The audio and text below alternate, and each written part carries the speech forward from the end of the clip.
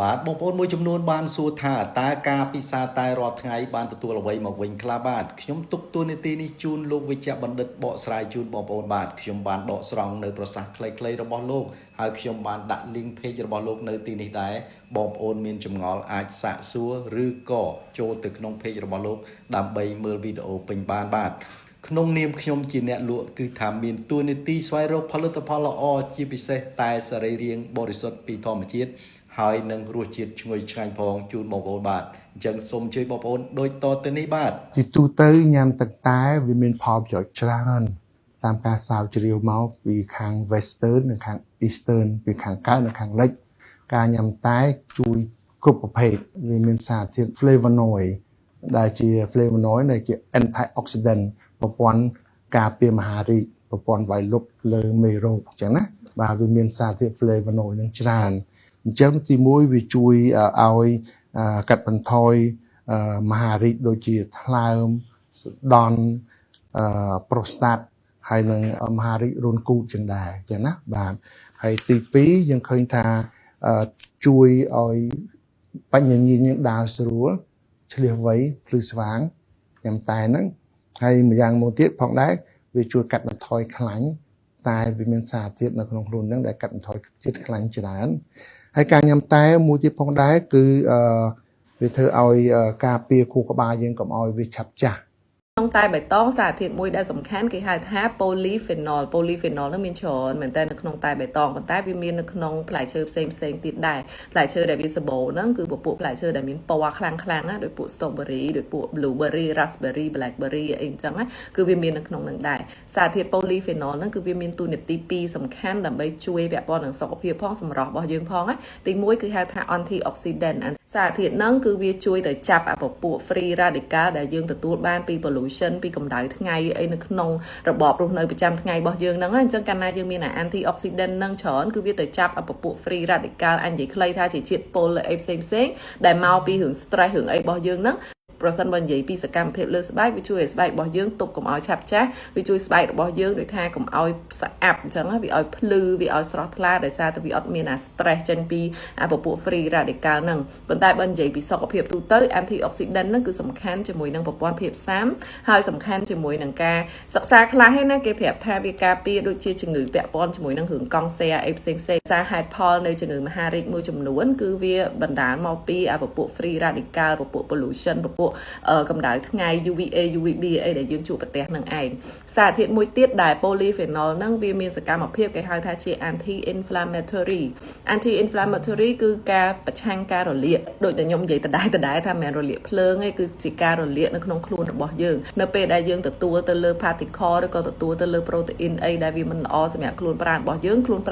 វាមានតួនាទីមួយគឺវាទប់ប្រឆាំងជាមួយនឹងអាសារធាតុទាំងអស់ហ្នឹងហើយកាលណាវាប្រឆាំងគ្នាដូចវាធ្វើសង្គ្រាមនៅក្នុងខ្លួនអញ្ចឹងគេហៅថាវា inflammation បានន័យថាវាចាប់ផ្ដើមរលាកក្រោយពីវារលាកហើយវាអាចឲ្យផលមិនល្អមួយចំនួនដល់សរីរាង្គនៅក្នុងខ្លួនរបស់យើងផ្សេងអញ្ចឹងណាអញ្ចឹងនៅពេលដែលយើងញ៉ាំពពួក green tea មានអាសារធាតុ polyphenol ហ្នឹងវាទប់អាការរលាកនឹងបានច្រើនគេហៅថាជា anti inflammatory សកម្មភាពទប់អាគ្រឿងរលាកនៅក្នុងខ្លួនហ្នឹងអញ្ចឹងបានអ្នកខ្លះនៅពេលដែលគាត់គ្រុនផ្ដាសាយឬក៏អ្នកខ្លះគាត់ឈឺសន្លាក់ឈឺឆ្អឹងឆ្អែងអីអញ្ចឹងដោយសារតែមានការរលាកនៅក្នុងខ្លួនរបស់គាត់ហ្នឹងដល់ពេលគាត់ញ៉ាំតែបៃតងហ្នឹងញ៉ាំក្តៅអញ្ចឹងទៅមួយថ្ងៃមួយកែវពីរកែវអីអញ្ចឹងទៅធ្វើឲ្យខ្លួនរបស់គាត់ហ្នឹងមានអារម្មណ៍ថារៀងស្រួលខ្លួនជាងមុនខ្លះប៉ុន្តែមិនមែនជាការព្យាបាលទេណាគ្រាន់តែវាជាការថមថយនៅរោគសញ្ញាមួយចំនួនធ្វើឲ្យខ្លួនរបស់គាត់ហ្នឹងវាស្រួលខ្លួនអញ្ចឹងក៏គេចំណាំតគ្នាអ្នកជំងឺខ្លះគាត់ផ្ដាសាយគាត់អាចញ៉ាំជាពពួកតែបៃតងញ៉ាំជាពពួកខ្ញីក៏សម្បូរពពួក anti inflammatory នឹងដែរប៉ុន្តែដូចខ្ញុំប្រាប់ដដែលអញ្ចឹងសារធាតុនៅក្នុង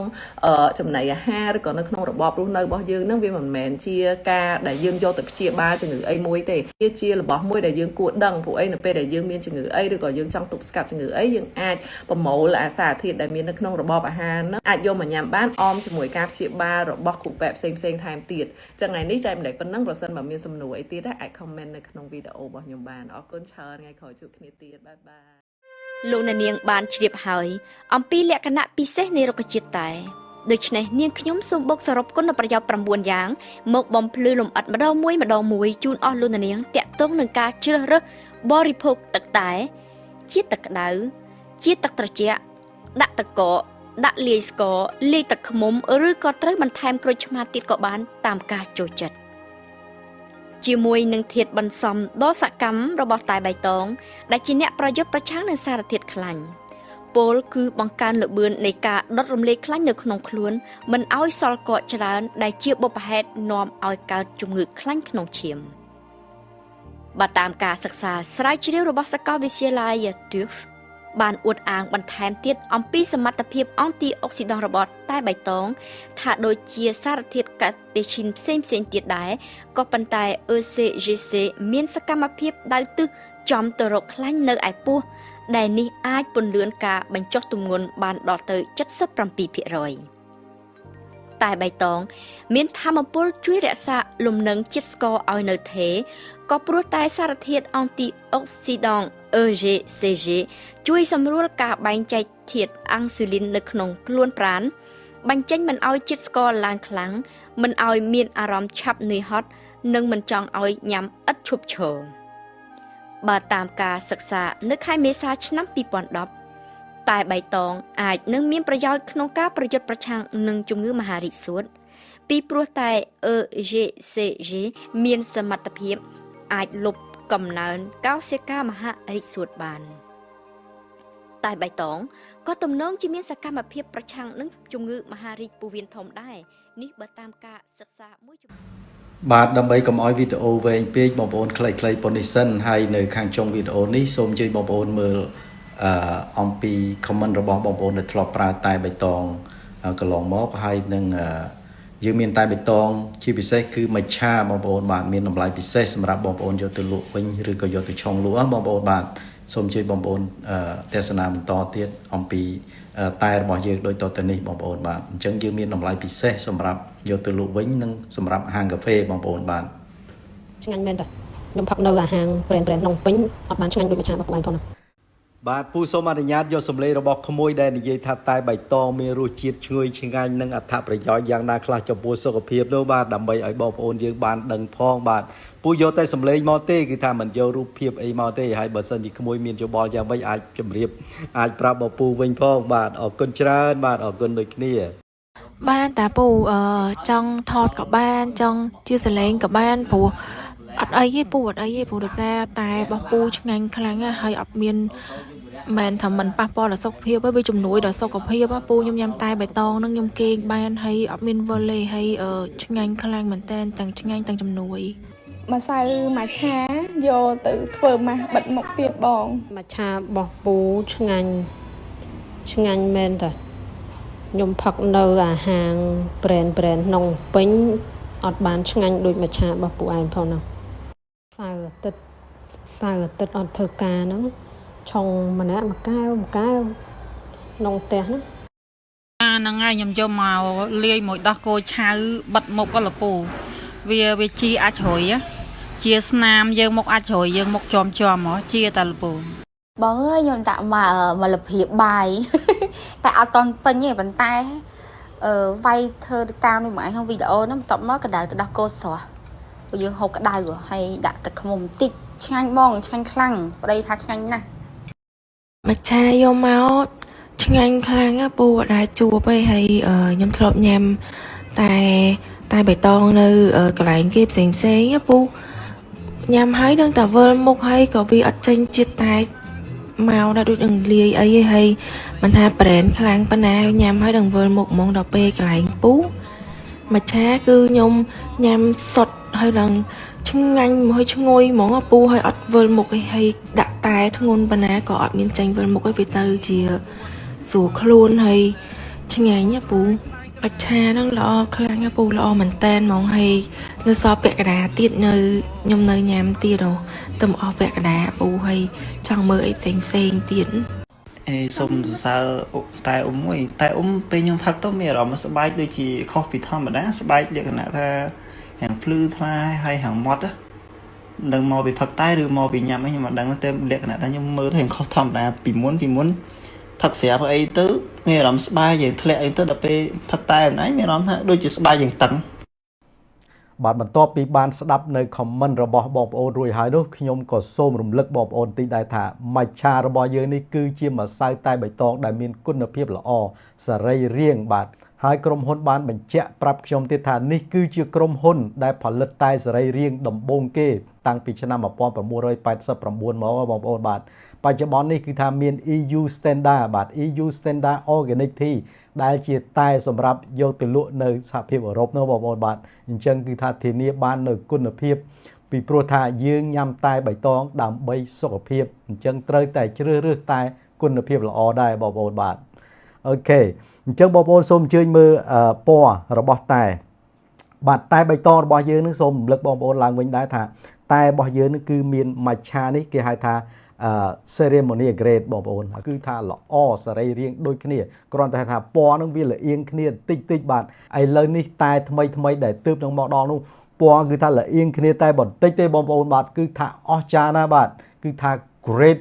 បាទក្រុមហ៊ុនបញ្ជាក់ប្រាប់ខ្ញុំមកបញ្ជាក់ទៀតថាឲ្យបងប្អូនយកតែរបស់យើងនេះទៅប្រៀបធៀបជាមួយតែដែលបងប្អូនបានប្រើមុននោះបាទខ្ញុំនិយាយថារបស់យើងល្អបងប្អូនជឿថាតែរបស់ខ្លួនឯងថាល្អ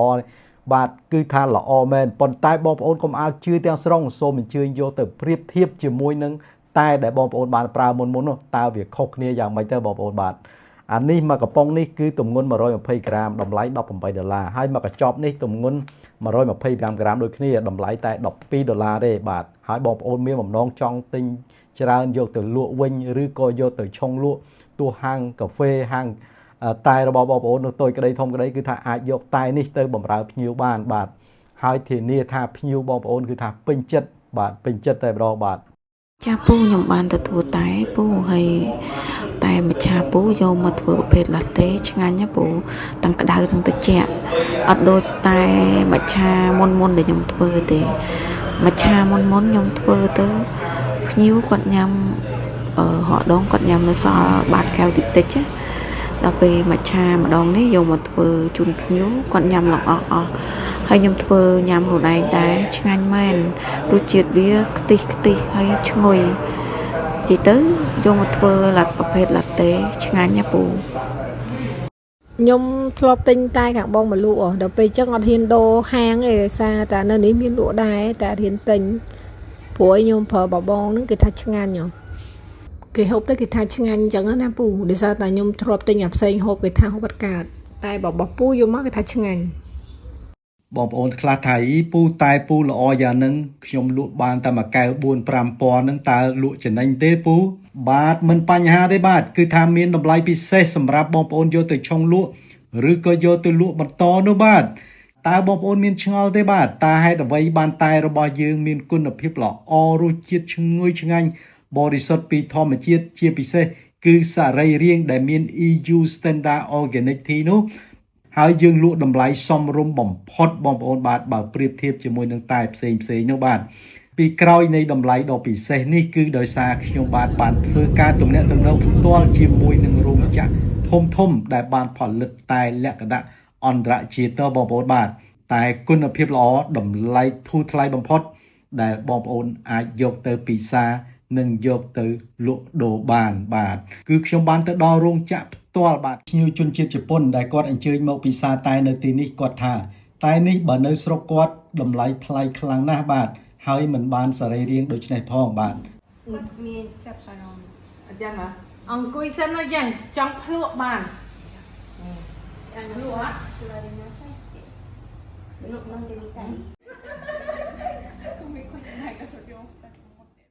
មកចានេះឆ្ងាញ់មែនតើ អូខេអរគុណច្រើន